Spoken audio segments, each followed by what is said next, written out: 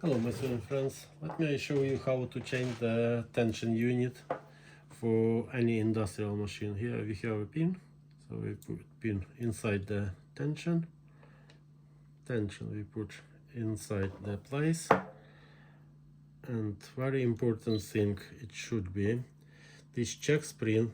It shows 5 to 12, yeah, and I tighten that little screw here. So when I lift up presser foot on the back, tension is released and check spring is working. Job done. Thank you. Bye bye.